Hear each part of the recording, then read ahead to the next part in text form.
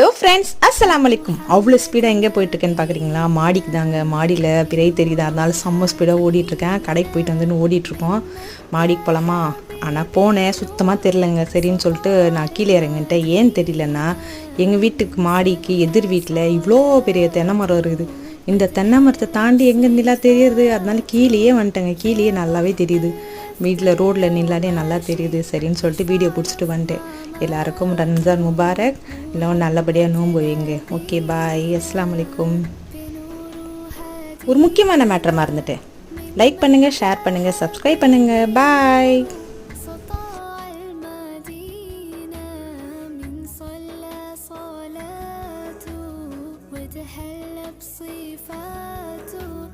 يا بخت اللي في دله وماشي يشفع